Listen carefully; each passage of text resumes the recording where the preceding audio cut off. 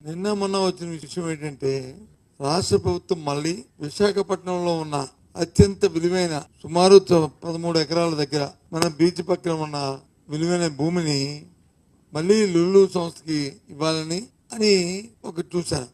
అది కూడా ఆ సంస్థకి ఇచ్చింది 33 సంవత్సరాలు లీజుకి ఇవ్వాలని. 33 సంవత్సరాలు కాదు, 99 సంవత్సరాలు లీజుకి ఇవ్వాలని.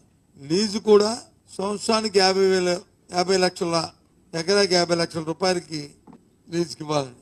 దాంట్లో వాళ్ళు చేసే కట్టడాలు సినిమా హాల్స్, రెస్టారెంట్లు, కన్వెన్షన్ సెంటర్లు ఇవి ఆలోచించమని అడుగుతున్నాను మీ ద్వారా రాష్ట్ర ప్రధానికాన్ని, ముఖ్యంగా మా ఉత్తరాంధ్ర ప్రాంతంలో ఈ ఉత్తరాంధ్ర ప్రాంతంలో ప్రజలందరినీ సినిమాలు కట్టడానికి, రెస్టారెంట్లు కట్టడానికి, కన్వెన్షన్ సెంటర్కి బీచ్ పక్కనున్న ఎకరా సుమారు 100 కోట్ల రూపాయలు తక్కువ లేకుండా చేస్తున్న 1300 కోట్ల రూపాయల ఆస్తిని ఒక ప్రైవేట్ సంస్థకి లీజుకి ఇవ్వడం అనేది సమంజసమా ఆలోచించమని కోరుతున్నాను.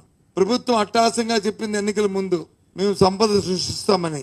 ఇది సంపద సృష్టిలో భాగమా అని అడుగుతున్నాను. ఇదేనా సంపద సృష్టించమంటే? ప్రభుత్వం 100 కోట్ల వేల కోట్ల ఆస్తిని 99 సంవత్సరాలకి పారదర్శకత లేకుండా ఒక సంస్థకి ఇవ్వడం అనేది ఎంతవరకు సమంజసమో ఆలోచించమని కోరుతున్నాను.